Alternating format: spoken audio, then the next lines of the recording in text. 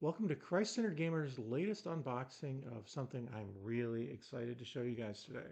So this is the Turtle Beach VelocityOne Multi-Shift for Windows and Xbox. So this is a universal gear shifter for console and PC, and that's what it says right here. It supports H-gate pattern shifting and sequential multi-mode shift. It also it is loaded with functions. It's got handbrake mode, multi-shift mode, contactless Hall effect sensors, so it should keep you working after many years of operation. And here's the back where a lot of the cool stuff is shown off. And I'll give you a quick summary. So let's see, it's got swappable gear knobs, if you like the sequential versus H pattern. It's got universal connectivity. I think it works with the PC and with the VelocityOne range of wheels. You can connect it directly to that, so it's up to you. Hall effect magnetic technology, so the shifter should always remain stable and continue to work. Handbrake mode with a button. High-low mode, which is awesome. I'll show you that in a minute. So various easy mounting options, multi-shift switch between sequential and H-gate. So you can change it on the fly based on what your game requires at that moment. Yeah. So you can change your handbrake on the mode. You change to handbrake mode on the fly for realistic rally starts, tight cornering, and drifting. So yeah, I don't know that I'm going to be switching between handbrake mode and shifting mode. That's kind of tricky, but we'll see. Maybe I will. I don't know. Maybe it'll surprise me. But when I race or drive, I drive a stick shift in real life. So that's one of the reasons I'm really excited about this product. But when I take corners, I sometimes will shift gears. So being able to not pick a handbrake or shifting gears, I don't know. We'll see. Swappable gear knobs enhance the realism of your reverse shifting pattern. Built-in disc clamp with adjustment tool and connect to PC or console via the VelocityOne Race wheelbase or directly to PC. Very cool. I'm very excited. There's a little stuff on the bottom, nothing serious there. And that's it. Oh yeah, package contents. Yep, no big deal. Okay, so let's get started. Now, a couple things to note is that this is a multi-shift, right? This is meant for medium to high-end simulation rigs, right? For racing. This is one of my old H pattern shifter. It came with my G27 from the PS3 era, so it's not current, but it's pretty close. The modern Logitech shifters that use the same shifter and just cut this part off here, so you have no buttons. But it's basically identical otherwise. Actually, cut off here. I think they have the little logo still. But yeah, so it's a very, very similar design. This one has 6 gears. 1, 2, 3, 4, 5, 6, and then you push down to get to reverse. So that's how this one works. It served me well for many years, but I'm really excited for the upgrade to this much more advanced shifter. So hopefully it works as advertised. So let's go ahead and pop this open. See what's inside. Oh, we got some more stickers on the side to cut. I'm so excited to open it. I didn't even pay attention to all the stickers. So I'm very excited. I'm gonna be hooking this up very soon because I have several racing games to play through right now, and so I want to do it and with this better shifter. So, all right, so it's got a pretty standard carton, nothing too fancy there. Okay, here we go. So now the box is officially empty. We've got the Turtle Beach VelocityOne multi-shift quick race guide. Okay, important to read before using, platform compatibility. So it shows you how to mount it, how to swap out the different knobs, the different cables it includes, um, hard mounting versus desk table mounting. So you can see here the different mounting types and different ways of connecting it. And hopefully you can see that well. And then we've got, let's see what's on the next page. Different ways to connect it. So this one, yeah, connected to console or PC. So you've got the original Velocity one. I have the KD3, so this picture isn't exactly like what I'm going to experience, but it's close. And this one, you connect the pedals to the wheel. This one goes to expansion port 2 on your Turtle Beach branded racing wheel, if you have one. The nice thing is that you can use this with any racing wheel. You do not have to use Turtle Beaches. I could use this with the Logitech. I could use it with a Moza or any of the other brands that are out there, as long as you connect directly to your PC instead of to the reel, because it's not going to work with that. But I'd say that's pretty cool. So it shows you the different gear pattern selections, and this is how you can connect it directly to the PC. And then you got the gear pattern selections with the switch and the button. And let's see, last but not least, it will be, if I can get this page open. There we go. H gate knob alignment. So you can show you how to do that in handbrake mode as well. So it shows you how to turn that on. Oh, you have to be on sequential mode and then you switch to handbrake. So you can't go from H pattern directly to handbrake mode. That's 2 button presses, it looks like, or a slider and a press. And then this is a sequential knob alignment in case it's not perfectly aligned. Shows you how to do that. And it shows you what the H pattern gears are. And shows you the PC inputs, what buttons they line up to. That's really cool. Very, very cool. And so yeah, this is interesting how it shows you the access data as well in handbrake mode. So it actually is an analog handbrake, not a digital one, but it doesn't work. It only goes past middle. It doesn't go forward. So very, very cool. This is, and it does work with the Velocity Race 1 tuner, VelocityOne Race tuner app. So very cool. So that's the manual, and that was worth going through because there's a lot to it. And so we've got this little piece of cardboard right here. Just that's it. And we got the cool stuff in the bags. All right. So we've got this right here. This feels like a knob. Just gonna take a guess. So we'll go with that. And then this is probably some mounting or some cables, just based on how it feels. And this is probably some mounting kit stuff. Feels like an Allen wrench. This is another knob. What's this? Oh, we lost Turtle Beach logo. There we go. Can't lose that. Last but not least is the doodad itself. So I'm going to go ahead and put this off frame. So the box will be out of the box. And let's go ahead and start with the bottom. We've got some good old classic desiccant. Don't need that anymore. So we've got, here we go. This is it itself. This is the big monster right here. And we've got all the different knobs. Oh, this is cool. Oh, that looks awesome. I don't usually use sequential shifters, and I probably won't use it much, but man, is this cool. Okay, and then we have the H pattern shift. Oh, this is nice too. I love the metal stem. Check that out. Look at that shifter. And it's got a nice metal grip here. And this is almost as nice, if not even nicer than my car. I have a stick shift car, and this is nearly as nice. Not quite, but close. This is very similar to my car. This leather feels really good with the nice white stitching. And then this is the sequential one, the sequential knob, so you can see there. And then you got a nice little etching around the side and the metal post. It's got a nice long post there. This is probably the tools. I don't know how exciting this is going to be, but let's see what it includes. Okay, they're just loose screws. Okay. So this is probably for mounting it to a clamp or a table, I would guess. Something. Okay, here's another bag of. This is where another small wrench is. I'm not sure what these are for. You've got little wrench right here, big wrench right here. These are for probably the big, well, I think they're for the big wrench. No, these are actually for the little wrench. So then what the big wrench is for, I'm not certain. And I think that's all that's in this bag. So we'll put that to the side. I'll probably not throw that one out. Here is, yeah, because we don't want to lose those. And we got the cables. Oh, okay. So we got what looks to be some kind of extender or adapter, maybe for different knobs. Okay, so it might go like this if you wanted to put a custom knob on the top if you didn't like either of the factory options, which is pretty cool. Okay, and then it's got the two cables. So based on what I saw in the manual, this is the cable to use if you're going to hook it directly to your PC. See how it's got USB-A cord, USB-C cord, right? And this is the one you use if you're going to connect it to your VelocityOne wheel.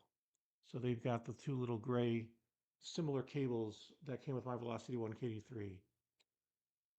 So yeah, so this one is direct to the wheel. This is direct to the PC. So you can use either one, not both. As here on the base itself, Man, this is really cool. So we've got um, first is just the simple port, right? And here's the threads for the adapter. Push to open, it says. So which way does it go? Oh, it go. Oh, that's awesome. All right, so it just kind of opens like that. It flaps, and this is how you adjust this guy right here for tightening the clamp to your desk, I'm guessing. So this must come down. See how this works here. Table clamp. Does it go this way or this way? Which way does he go, George? Okay, this way or this way? There we go, this way. Okay. Okay, so how does this attach? Okay, so this comes down. That's an interesting design. I haven't seen this style of clamp. I didn't expect it to be like this, to be honest with you. That's pretty cool. So this desk clamp comes down. Oh, it's got nice rubber plates here. So rather than clamping like this, it clamps like this so that it sticks back. It's a very interesting design. I have to say, I didn't expect that. I'll just go ahead and lower this a little bit longer, lower, and I'll just demonstrate with my kitchen table here. So I guess it'll just go like that. It looks like I need to come down a little bit farther.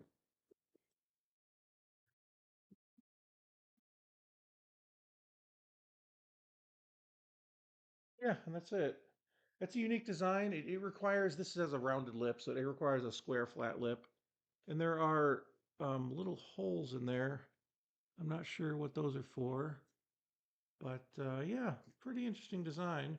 It's got two screw slots right here for screwing that into your mount, or you can screw it into these bottom four, which I think is what this is for, right? I think so. Yeah.